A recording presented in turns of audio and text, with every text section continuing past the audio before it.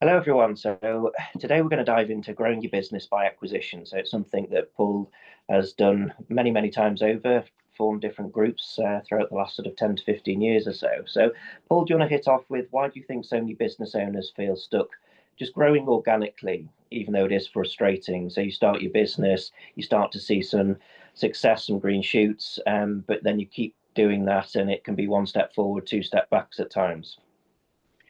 Yeah, so I think with most people that own a business generally, and this doesn't apply to everybody, some people do buy businesses, but most people tend to start out their journey actually starting a business.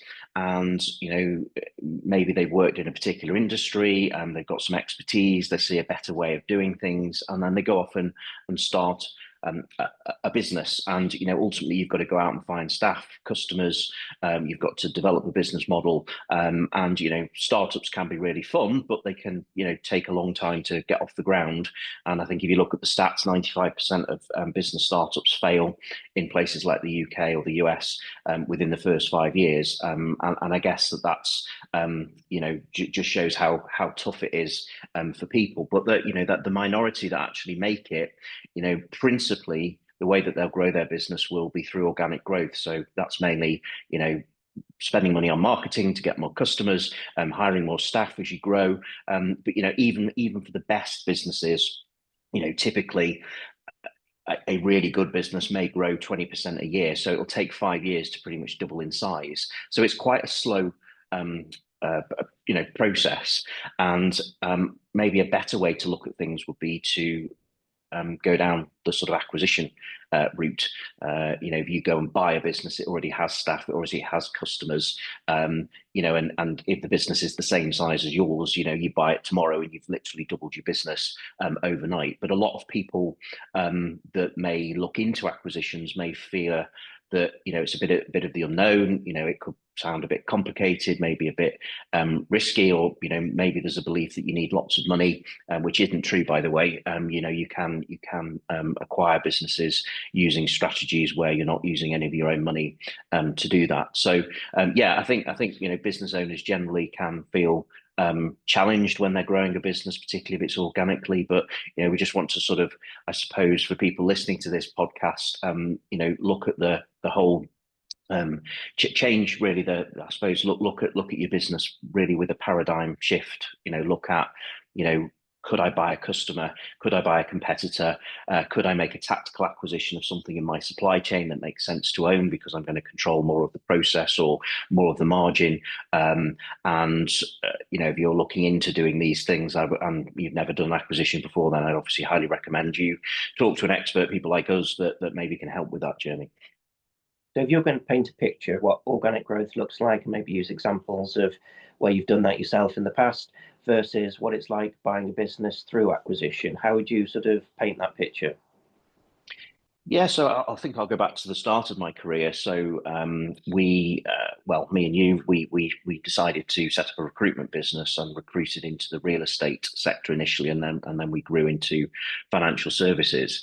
And my background prior to that had been I'd worked in the real estate industry. I'd bought a business myself as well, and didn't have any experience of recruitment, but had experienced using recruiters. And I thought there was a better way of doing things. And we probably played around for 2 to 3 years trying to develop a business model with a relatively small team to, yeah, figure out what works, what doesn't work. And it was a pretty arduous journey of, we didn't look at acquisitions whatsoever. It was purely organic growth. So principally that was spending time and effort and money on marketing to get in front of decision makers within the sorts of organizations that we wanted as clients, and then looking for opportunities to sell into them.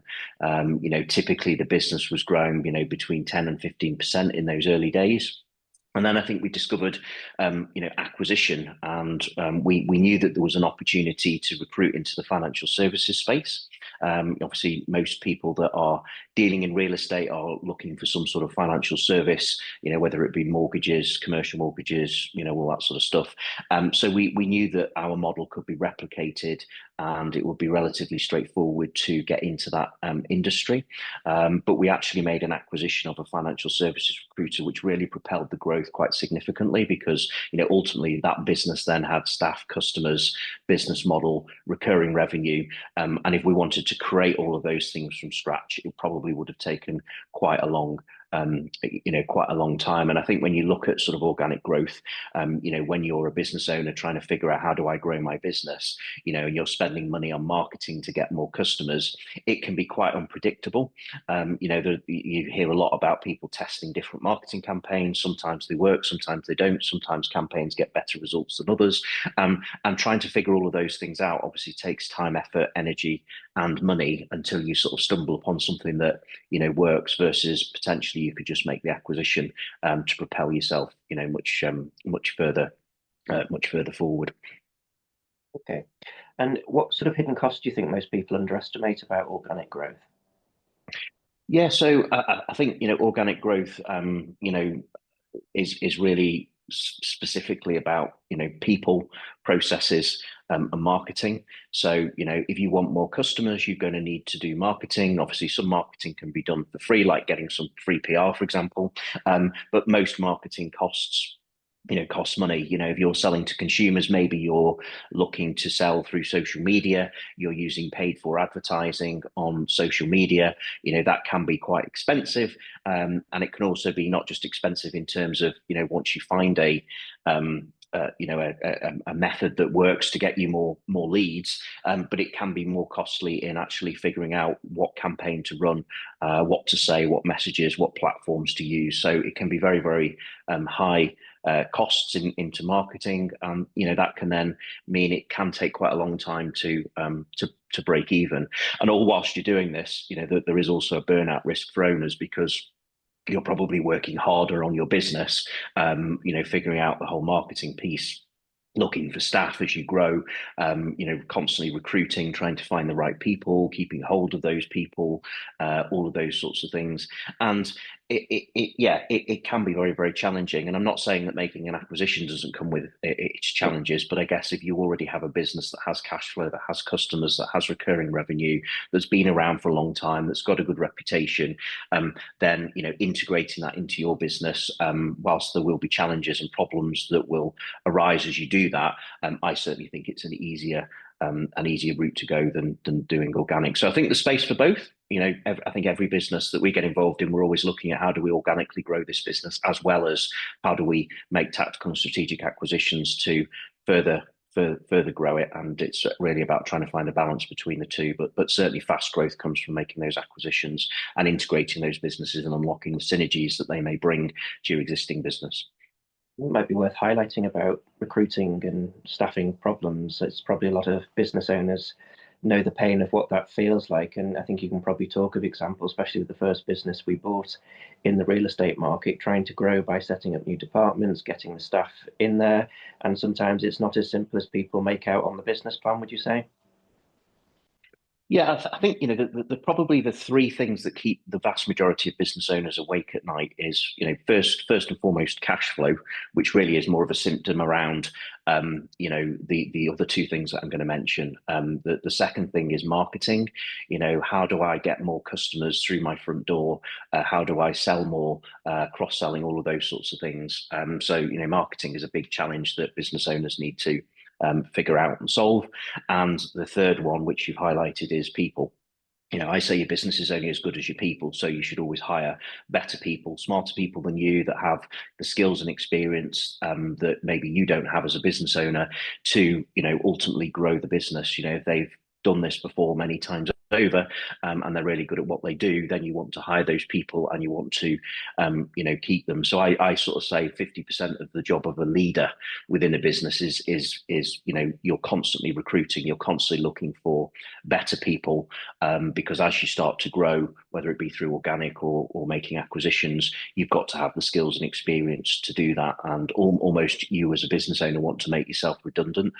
You don't want to really be getting involved in the day-to-day. I think if you're still dealing with staff, customers and suppliers, then you're working in your business rather than on it, and you want to sort of sit that step ahead or step above and be the person that works on the business. So figuring out the strategy, recruiting the best people, and all of those things take obviously again time, effort and money. And if you're making an acquisition then you're making an acquisition with a business that comes with, additional talent, new people that can join the team and maybe play larger roles in an enlarged business. If you're interested in mergers and acquisitions, we have a free to join community of deal makers around the world where we share knowledge, expertise, deals, and joint ventures. I produce regular content there, and it's the first place that you can see it. So if you'd like to find out more about this and how we can joint venture together, I guess the vast majority of deals that we have done have been with joint venture partners. And I guess to get to 100 plus deals, there's only so many hours in the day. So by sharing the work with like-minded others, we can increase that bandwidth. So to learn more about this and to join our community, visit buybuildsellprogram.com. Why do you think the average business owner does find it hard to make themselves redundant from the business that they've started? I think most businesses that tend to be started are not always, but most of the time, born out of people that have done well, had a career in a particular industry, and they see an opportunity to basically do it for themselves. So instead of making money for their boss, they see an opportunity to make money for them for themselves. But I think that as I said when we first started talking today, that the vast majority of startups fail in the first 5 years because there isn't really a place that you can go to learn how to be a business owner. If you've come from industry, then you probably know very well your industry and how to deploy a business model and all of those sorts of things. But working for somebody else and then working for yourself and having to figure out cash flow and marketing and all of those things that if you've worked in, say, a corporate, you might have a marketing department, you might have a HR department that takes care of all of your recruiting. So you don't necessarily have to, or you won't necessarily have had that experience before. So yeah, running a business is very, very different to working in industry. And I always, whilst I wouldn't change my startup days, it was great fun. It was a pretty hard slog for 7 or 8 years. And I think now, knowing what I do now about acquisitions, it's absolutely the way forward for wanting to grow successful businesses. So why is buying another business sort of I suppose, a faster, safer, smarter way to actually grow, especially if you're thinking that you spent 7, 8, 9, 10 years growing this business that you really, really care about, and you're finding it really hard to probably make yourself redundant. Presumably, adding a second business on there is just going to complicate everything. Yeah, so I would always recommend that before you even contemplate making an acquisition, that you get yourself into a position where you're working on your business and not in it, because then you have the time to, figure out the strategy of what this is going to look like. So you have a very strong operational team, maybe even an MD in place that runs the business day to day.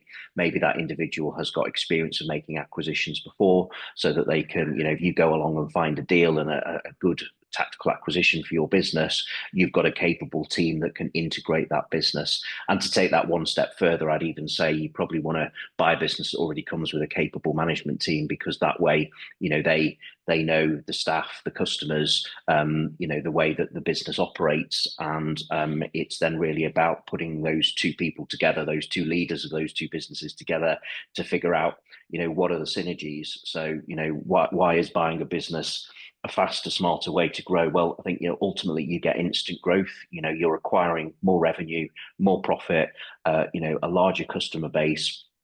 You're hiring, well, you're acquiring talent, because that business is coming with talented individuals, and you've got the longevity perhaps as well of the brand if it's been around for some time, and its reputation.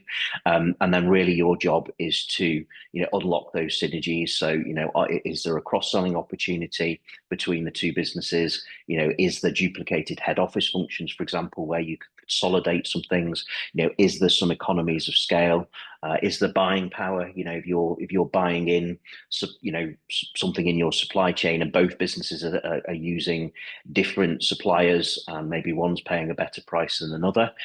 Well, actually, if you go along to one of those suppliers and say, "Hey, if I bring all of my spend to you, what can you do for me?" Then all of these things can, create some real very quick wins. And yeah, unlocking those synergies is very, very much what this is all about. And I think there's also other things that a beneficial, essentially you could take a competitor out by owning them, and buying that further market share. And also you're getting, if it's a long established business, then, you're getting, lots of goodwill, supplier reputation, supplier contacts, contracts, banking relationships, premises already established, all of those sorts of things. Okay. So can you talk about a real world example, I suppose, where you've bought a business and it's almost sort of created that massive shortcut for growth? Yeah, so I'll tell you about a group that was built in the sort of marketing space. So this probably goes back about 5 or 6 years ago now for me. A very successful marketing business based in the UK, specialized in brand marketing. So essentially what they would do is they would go along to a customer and they would figure out its brand and everything that were around the edges. So that could be logos, it could be social media management, it could be reputation management. They would literally look at everything that goes into building a brand, and they could pretty much do all of those things. And a conversation got started that they saw a huge opportunity with PR. They would get lots of clients coming to them saying, you do a really great job from a marketing point of view. Can you do PR as well? And one of the things that they did was that they hired probably 2 or 3 PR people to work on their payroll, and then they tried to offer those PR services to their customer base. So the demand was there, but they didn't know how to sell it, and they churned through those staff members, and they felt that actually maybe a smarter way to grow would be to actually buy a PR agency that really knows what it's doing, got established business model, it's got client relationships, and then cross-selling could become easier. So the first acquisition that we made was of a PR agency.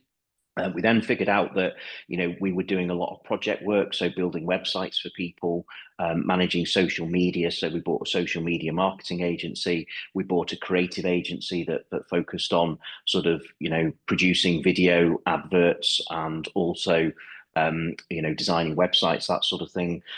So you could very quickly see how you could cross-sell across all of those businesses, and our job then was really around unlocking those synergies, getting the leaders of those businesses in the same room for a strategy session to say, what customers have you got, what customers have I got, what can we cross-sell, how do we do that, where are we duplicating processes or buying in suppliers that we could consolidate.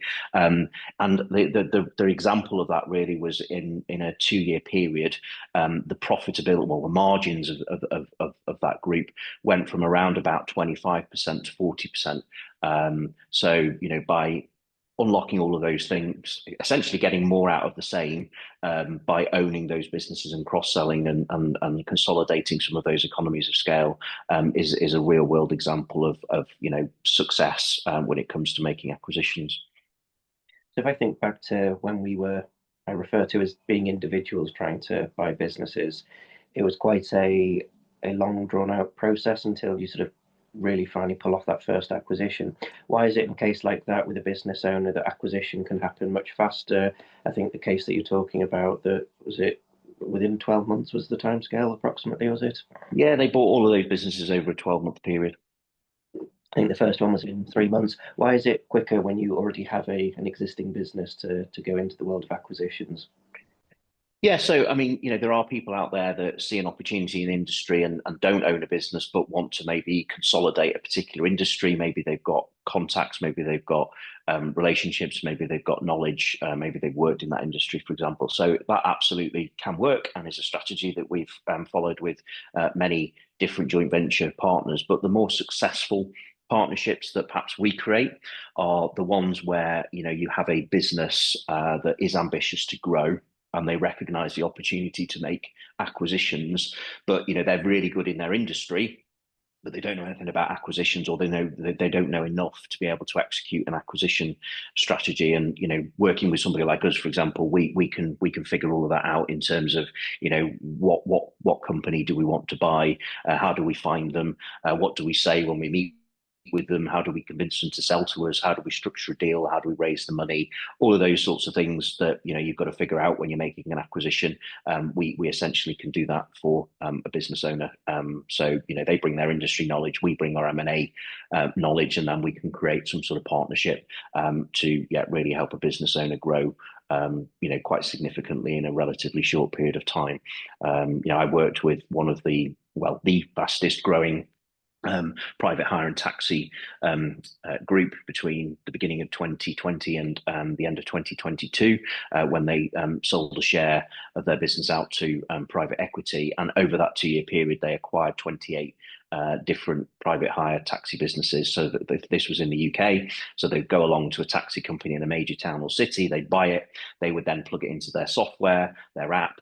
They had corporate contracts with like the National Health Service and local authorities, which was quite big money. So literally every time they bought a business, they could plug into those back office systems that automated and created efficiency savings, and they were able to bring more business through the cross-selling of those corporate contracts, which essentially meant that they could significantly improve the profitability of each acquisition that they made. And 28 in 2 years is probably a little bit out of the ordinary. Not many people buy that many companies in such a relatively short period of time.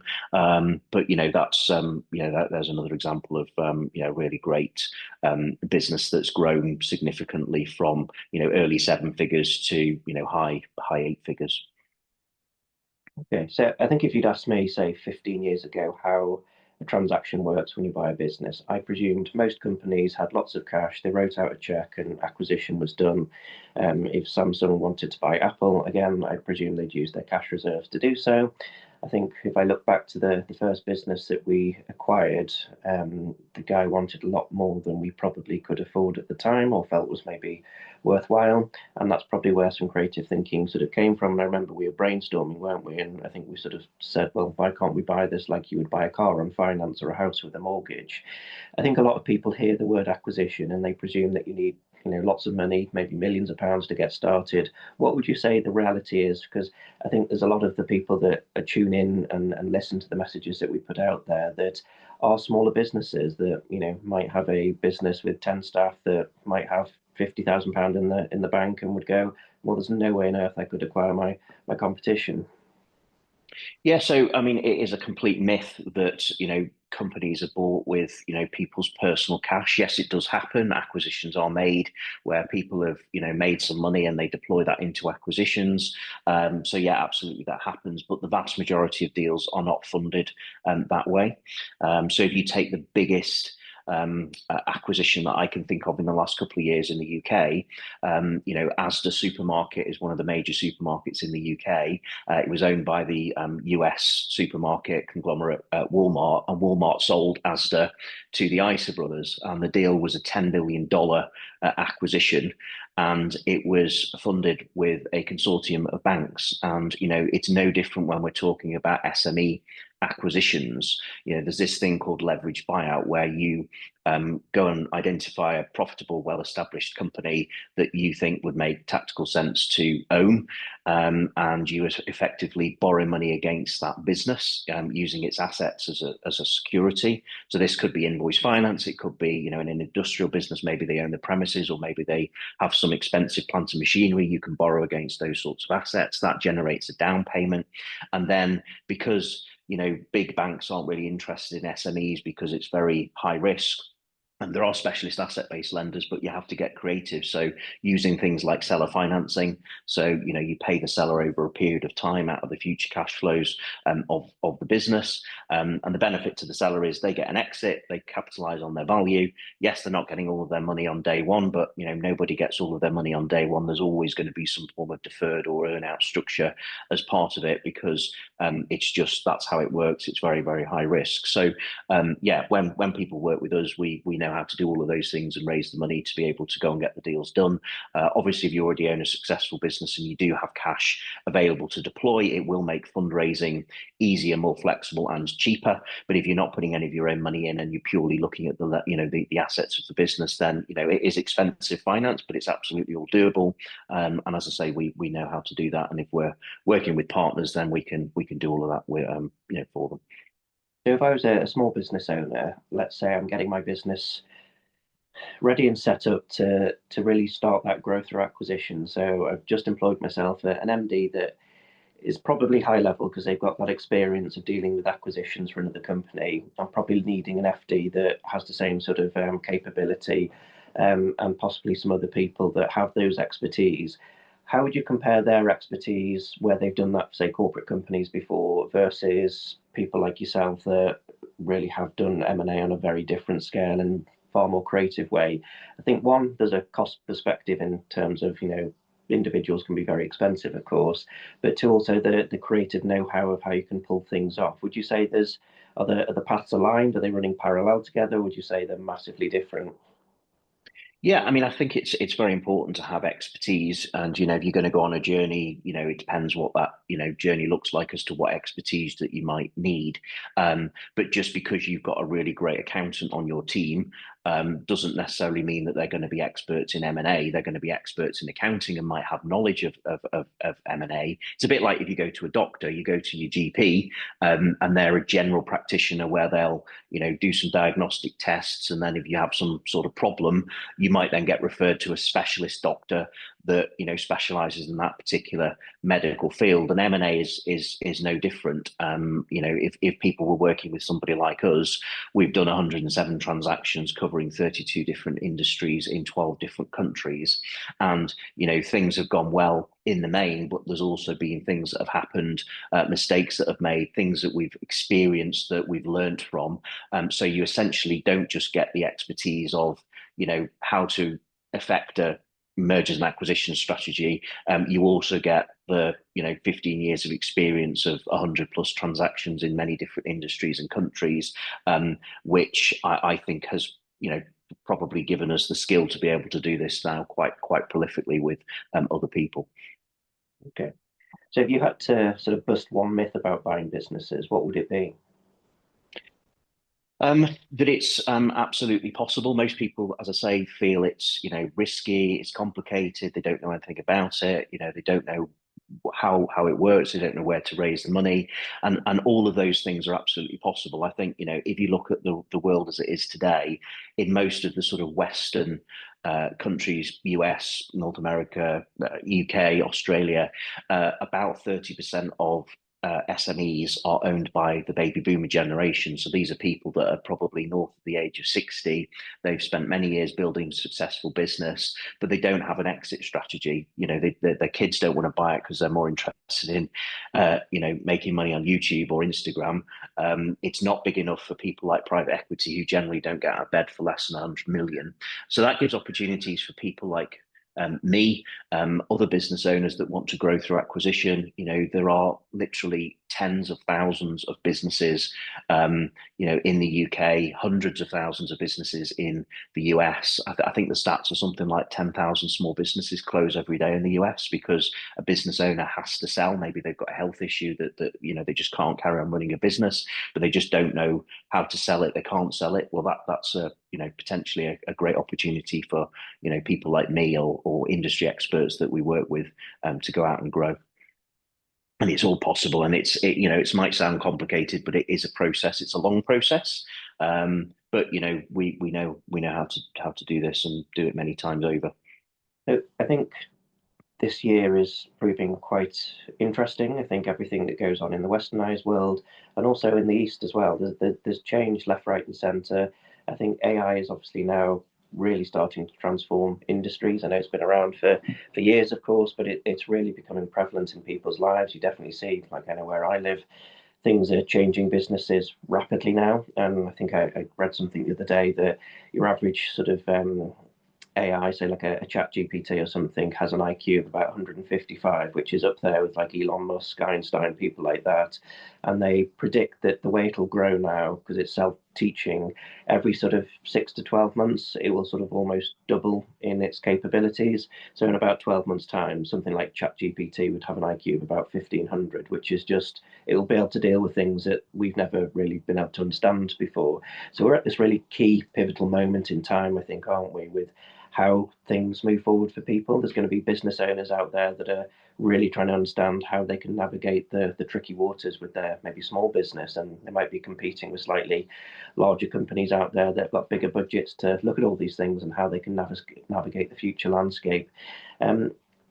would you say it is a unique opportunity to potentially grow as a business owner through acquisition? You know, you can have a load of baby boomers, as you mentioned, like coming up to retirement, that might be looking at the way of the world right now and going, do you know what? This is my time to get out. What would your view be? Yeah, so I think, you know, as I just said, you know, 30% of businesses are owned by the baby boomer generation. There's a huge wave of businesses for sale now that are going to come up for sale in the next sort of 12 months or so. You know, many profitable businesses here that just don't have a succession plan. And I think when you have that sort of, you know, uncertainty, you know, maybe there's a pressing need for them to sell, but you know they haven't got a buyer, that can be, you know, give an opportunity to somebody, you know, like us, and yeah, having access to, you know, more flexible deal structures, you know, getting creative with sellers, can get them to a win-win position where they get their exit, they capitalize on the value of their business, and maybe they create some passive income then, off the side of it. So yeah, acquisition is no longer reserved for just big players. You know, small businesses are very much prime targets. Okay. So if there's a new business owner sort of listening to us right now that may not understand what we typically do on a day-to-day basis, how would you sort of summarize and what we can do and how people can partner with us, the benefits to that? And also you had some exciting news that you wanted to talk about, an offer that we're looking to do this month. Yeah, so we have a trademarked process called buy, build, sell. So we buy a business in a fragmented marketplace. We then build it both organically and by making tactical and strategic acquisitions. And then ultimately we do this because we want to sell the group. You know, creating those capital events multiple times is what we're all about.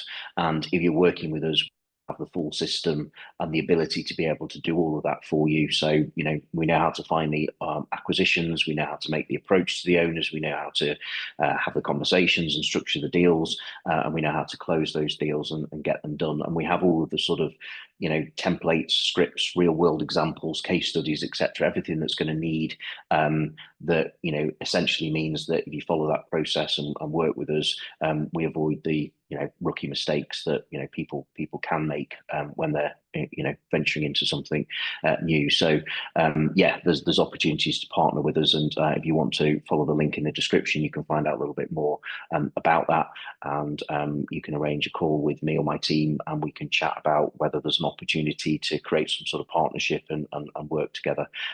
We also have a free community to join on School called Buy, Build, Sell, which is a community of hundreds of deal makers around the world, where we chat regularly about deals, share advice, ask for help, and it's really quite a lively community. So if you're interested to immerse yourself into that world, if this is, you know, particularly something that's new, then that would be you know, probably a great starting point.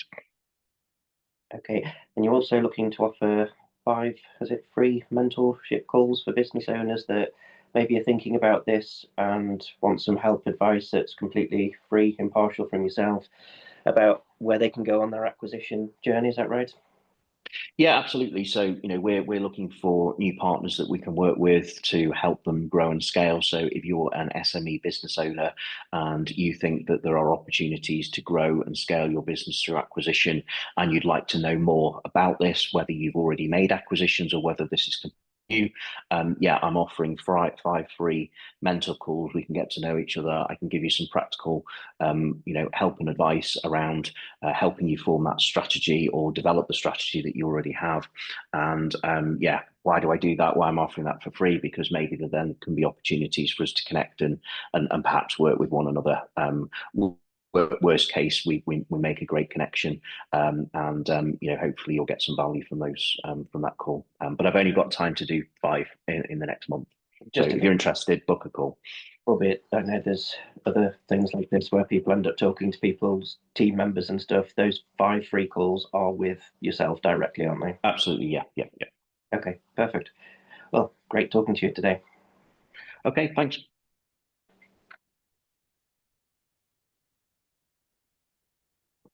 Can I ask you a favour? If you like this content, then please do subscribe to the channel to receive more content like this as we upload it. It helps our channel and shares the message with like-minded deal makers. It also helps me to connect with our audience and bring you more content that you can watch.